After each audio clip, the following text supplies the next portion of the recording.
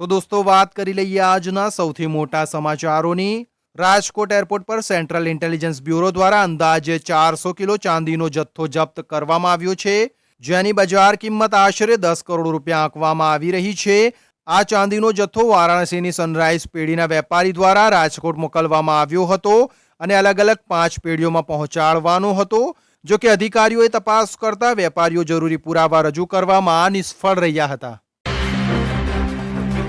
અમેરિકાના રાષ્ટ્રપતિ ડોનાલ્ડ ટ્રમ્પના વહીવટી તંત્રે રશિયન ક્રૂડ ઓઇલની ખરીદી પર આપવામાં આવેલી કામચલાઉ છૂટને આગળ ન વધારવાનો નિર્ણય લીધો છે, જેથી ભારત માટે એક મોટો ફટકો માનવામાં આવી રહ્યો છે, કારણ કે મધ્ય પૂર્વમાં ચાલી રહેલા સંકટ વચ્ચે ભારત રશિયા પાસેથી તેલનો અવિરત પુરવઠો મેળવી રહ્યો હતો। રાજધાની દિલ્હીમાં સીએનજીની કિંમતોમાં ₹1નો વધારો થયો છે।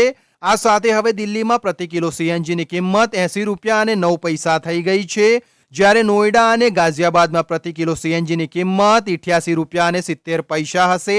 આ પહેલા 15 મેના રોજ સીએનજીની કિંમતોમાં પ્રતિ કિલો ₹2નો વધારો કરવામાં આવ્યો હતો।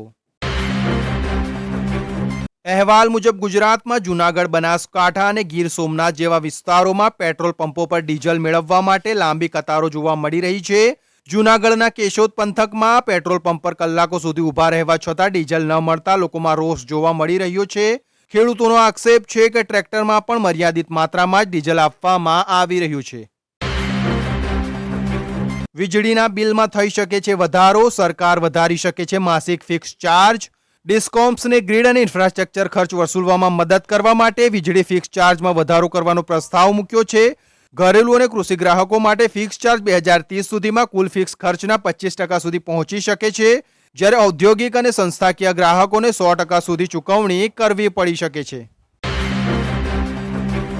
એક તરફ ખેડૂતો સબસિડીવાળા યુરિયા માટે કલાકો સુધી લાઈનોમાં ઊભા રહે છે, તો બીજી તરફ તે જ સરકારી યુરિયાના કાળાબજારની રમત પણ ચાલી રહી છે। છેલ્લા કેટલાક દિવસોમાં યુપીના બુલંદ શહેરમાં 3 ટ્રકોમાંથી સરકારી યુરિયાની 1575 ગુણો ઝડપાઈ હતી, જેને કાળાબજારી માટે લઈ જવામાં આવી રહી હતી। રશિયાની રાજધાની મોસ્કો પર યુક્રેનના ડ્રોન હુમલામાં એક ભારતીય કર્મચારીનું મોત થયું છે। દૂતાવાસે પુષ્ટિ કરી જણાવ્યું કે અમે આ મૃત્યુ પર શોક વ્યક્ત કરીએ છીએ અને કર્મચારીને જરૂરી સહાય પૂરી પાડવા માટે કંપની મેનેજમેન્ટ અને સ્થાનિક અધિકારીઓ સાથે કામ કરી રહ્યા છીએ। ત્યાર પછી વાત કરી લઈએ તો પશ્ચિમ એશિયામાં તણાવ વચ્ચે 20,000 ટન એલપીજી ભરેલું જહાજ સીમી સુરક્ષિત રીતે ગુજરાતના કંડલા બંદરે પહોંચ્યું છે। આ જહાજે 13 મેના રોજ વ્યૂહાત્મક રીતે મહત્વપૂર્ણ ગણાતી હોર્મુઝની સામુદ્રધુની પાર કરી હતી, જ્યારે ઈરાને મિત્ર દેશોને વ્યાપારિક સુરક્ષા માટે વિશ્વાસ રાખવા જણાવી હોર્મુઝની સુરક્ષાનું આશ્વાસન આપ્યું છે। ત્યાર પછી આગળ વાત કરીએ તો ગુજરાતમાં વસ્તી ગણતરીની શરૂઆત થઈ છે, જેમાં ગણતરી કરવા આવનાર કર્મચારી દ્વારા 33 સવાલ પૂછવામાં આવશે। આ વસ્તી ગણતરીમાં ઇન્ટરનેટ, સ્માર્ટફોન વાપરો છો, તમે કયું ધાન્ય વધારે ખાઓ છો તેની પ્રથમ માહિતી મેળવાશે। 2 તબક્કામાં થનારી વસ્તી ગણતરી માટે પ્રથમ તબક્કામાં 1 જૂનથી 30 જૂન દરમિયાન તમામ ઘરની ગણતરી કરાશે। એક સર્વે મુજબ વડાપ્રધાન નરેન્દ્ર મોદીની અપીલને પગલે 10માંથી લગભગ 6 ભારતીયોએ કહ્યું છે કે તેઓ સોનું ખરીદવાનું ટાળશે, જ્યારે કેટલાક લોકો ફક્ત લગ્ન માટે જ ખરીદી ચાલુ રાખવાની અથવા સોનાને સુરક્ષિત રોકાણ માનવાની યોજના બનાવી રહ્યા છે। ભારતની પ્રથમ પ્રસ્તાવિત બુલેટ ટ્રેનનો ફોટો રેલવે મંત્રાલયમાં જાહેર કરવામાં આવ્યો છે। આ ફોટો દિલ્હી રેલ ભવનના ગેટ નંબર 4 પર લગાવવામાં આવ્યો છે। નોંધનીય છે કે દેશની પ્રથમ બુલેટ ટ્રેન મુંબઈ અને અમદાવાદ વચ્ચે જે આવતા વર્ષે શરૂ થઈ શકે છે। આ બુલેટ ટ્રેન 320 કિલોમીટર પ્રતિ કલાકની ઝડપે દોડશે। દ્વારકાની ગોમતી નદીમાં 2 યુવાનો ડૂબ્યા। આ બંને યુવકો ગોમતી ઘાટ નજીક દરિયાના પાણીમાં નહાવા પડતા ડૂબ્યા હોવાની ઘટના સામે આવી છે, જેમાં એક યુવકને બચાવી લેવાયો છે અને એકનું મૃત્યુ થયું છે। દરિયાના પાણીના જોરદાર પ્રવાહ અને કરંટને કારણે બંને યુવકો અચાનક ઊંડા પાણીમાં ખેંચાઈ ગયા હતા। દુર્ઘટનાનો ભોગ બનેલા બંને પ્રવાસી યુવકો રાજકોટ પંથકના હોવાનું અનુમાન છે। ગુજરાતી ફિલ્મ લાલોના અભિનેતા કરણ જોશી પર અભિનેત્રી નેહલ વડોલિયાએ વાંધાજનક અને અભદ્ર મેસેજ મોકલવાનો આરોપ લગાવ્યો છે। નેહલ વડોલિયાએ સોશિયલ મીડિયા પર એક વિડીયો શેર કર્યો, જેમાં તેણે કથિત ઇન્સ્ટાગ્રામ ચેટ સ્ક્રીનશોટ અને પોતાની સાથે થયેલી વાતચીત અંગે ખુલાસો કર્યો છે। અહેવાલો મુજબ કરણ જોશી તરફથી અગાઉ તેમનું એકાઉન્ટ હેક થયું હોવાનો દાવો પણ કરવામાં આવ્યો હતો। રાજકોટના ભગીરથ સોસાયટી વિસ્તારમાં રહેતા મનસુખ ડાભી, અલ્પેશ સાબરિયા નામના બે મિત્રોનું દેશી દારૂ પીધા બાદ મોત થયું છે. પોલીસનું માનવું છે કે દેશી દારૂમાં ઝેરી કેમિકલ્સ અથવા અન્ય હાનિકારક પદાર્થ ભેળવાયો હોઈ શકે છે. ત્યારબાદ પોલીસે દારૂ વેચનાર એક શખ્સની ધરપકડ પણ કરી લીધી છે. વડોદરામાં એમએસયુના એક વિદ્યાર્થીએ પોતાના ઘરના ત્રીજા માળે ગળો ફાંસો ખાઈ આપઘાત કર્યો છે. અહેવાલ મુજબ વિદ્યાર્થીએ પોતાની માનેલી બહેનને છેલ્લો વિડીયો મોકલી પરીક્ષામાં 2 વિષયમાં નાપાસ થવાથી આ પગલું ભર્યું હોવાનો ઉલ્લેખ કર્યો છે.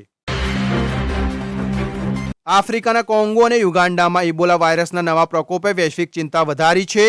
વિશ્વ આરોગ્ય સંગઠને તેને આંતરરાષ્ટ્રીય ચિંતાની જાહેર આરોગ્ય કટોકટી જાહેર કરી છે. જોકે ભારતમાં ઇબોલાના કોઈ કેસ નોંધાયા નથી. નિષ્ણાંતો કહે છે કે ગભરાવવાની જરૂર નથી, પરંતુ સતર્ક રહેવું ખૂબ જ મહત્વપૂર્ણ છે. ભારતમાં મોંઘવારી ફરી એકવાર તેની ચરમસીમા પર છે અને તેની સીધી અસર લોકોના ખિસ્સા પર પડી રહી છે. આનું સૌથી મોટું કારણ માત્ર ઘરેલું બજાર નથી, પરંતુ દુનિયામાં વધી રહેલા તણાવ પણ છે. એપ્રિલ 2026માં દેશનો જથ્થાબંધ મોંઘવારી દર વધીને 8.3% પર પહોંચી ગયો છે, જે છેલ્લા આશરે 3.5 વર્ષનું સૌથી ઊંચું સ્તર છે. લોકસભામાં વિપક્ષના નેતા રાહુલ ગાંધીએ નીટ યુજી 2026 પરીક્ષાના પ્રશ્નપત્ર પર લીક થવા પર સવાલો કર્યા હતા કે કેન્દ્રીય શિક્ષણ મંત્રી ધર્મેન્દ્ર પ્રધાનને તેમના પદ પરથી કેમ હટાવવામાં આવ્યા નથી. રાહુલ ગાંધીએ એક્સ પર એક પોસ્ટમાં 2024 અને 2026ની નીટ પરીક્ષાના પેપર લીક કેસોની સરખામણી કરી હતી અને વડાપ્રધાન મોદીને દેશ દ્વારા ઉઠાવવામાં આવેલા પ્રશ્નોના જવાબ આપવા માટે જણાવ્યું હતું. અમેરિકા અને ઇઝરાયલ ફરીથી ઈરાન પર હુમલો કરવાની તૈયારી કરી રહ્યા છે. કેટલાક ઈરાની અધિકારીઓએ અમેરિકા અને ખાડીના દેશોને ફરીથી યુદ્ધની શરૂ થવાની આશંકા અંગે ચેતવણી આપી છે. ગુજરાતમાં ટેટ-એસની પરીક્ષા આપનારા ઉમેદવારો માટે રાજ્ય પરીક્ષા બોર્ડ તરફથી એક સૌથી મોટા સમાચાર સામે આવી રહ્યા છે. બોર્ડ દ્વારા ટેટ-એસના વિદ્યાર્થીઓ માટેની પ્રોવિઝનલ આન્સર કી જાહેર કરી દેવામાં આવી છે. જે ઉમેદવારોને આ આન્સર કીના પ્રશ્નો સામે કોઈ વાંધો હોય તો તેઓ આગામી 25 મે સુધી પોતાના વાંધા સૂચનો બોર્ડ સમક્ષ રજૂ કરી શકશે. ઈરાનના યુએઈ પર હુમલા વધતા ક્રૂડ ઓઇલ અને રૂપિયો પડીને પાદર. શેર બજારમાં મોટો કડાકો આવ્યો. રૂપિયો 96.19 પૈસાની ઐતિહાસિક નીચલી સપાટીએ આવી ગયો અને $62 થી $93 પ્રતિ બેરલ આવતું ક્રૂડ ઓઇલ યુદ્ધ વકરતાની સાથે જ $121 પ્રતિ બેરલને પાર થઈ ગયું છે. અમેરિકા જવાની ઈચ્છા રાખતા ભારતીયો સહિત વિશ્વભરના અરજદારો માટે એક અત્યંત મહત્વના અને ચિંતાજનક સમાચાર સામે આવ્યા છે. નવા ઇન્ટરિમ ફાઇનલ રૂલ મુજબ જો કોઈ ઇમિગ્રેશન ફોર્મમાં અરજદારની સહી અમાન્ય ગણાશે તો ઇમિગ્રેશન અધિકારીઓ તે વિઝા અરજીને સીધી જ ફગાવી કે અસ્વીકાર કરી શકશે. અમદાવાદ ગ્રામ્ય વિસ્તારમાંથી ભ્રષ્ટાચારનો એક ચોંકાવનારો કિસ્સો સામે આવ્યો છે, જ્યાં એસીબીએ સફળ ટ્રેપ ગોઠવીને પોલીસ વિભાગના લાંચિયા કર્મચારીઓનો પર્દાફાશ કર્યો છે. કણભા પોલીસ સ્ટેશનના એએસઆઈ ભાવેશભાઈ રાવલ અને તેમની સાથેના 2 જીઆરડી કર્મીઓ ₹30,000ની લાંચ લેતા એસીબીના સકંજામાં આવી ગયા છે. એસીબીએ આ સમગ્ર ઓપરેશન ટોલ ફ્રી નંબર 1064ના માધ્યમથી મળેલી ફરિયાદના આધારે સફળતાપૂર્વક પાર કરી લીધું છે. ગુજરાતમાં હાલ ઉનાળો તેની ચરમસીમાએ પહોંચ્યો છે અને સમગ્ર રાજ્ય ભીષણ ગરમી અને અસહ્ય ઉકળાટની લપેટમાં છે. હવામાન વિભાગ આઈએમડીની તાજેતરની આગાહી મુજબ આગામી દિવસોમાં પણ રાજ્યના નાગરિકોને આ આકરા ઉનાળામાંથી કોઈ રાહત મળવાની શક્યતા નથી. રાજ્યમાં ગરમીનો પારો સતત ઊંચો રહેશે અને અસહ્ય ઉકળાટભર્યું વાતાવરણ યથાવત રહેશે. રાષ્ટ્રપતિ ડોનાલ્ડ ટ્રમ્પે શેર બજારમાં એવો ધડાકો કર્યો છે કે આખું વોલ સ્ટ્રીટ સ્તબ્ધ થઈ ગયું છે. આ વર્ષના પહેલા 3 મહિનામાં જ ટ્રમ્પ અને તેમની ટીમે 3700થી વધુ શેર ટ્રેડ કર્યા છે, જેમાં રોજના સરેરાશ 40 ટ્રેડનો સમાવેશ થાય છે.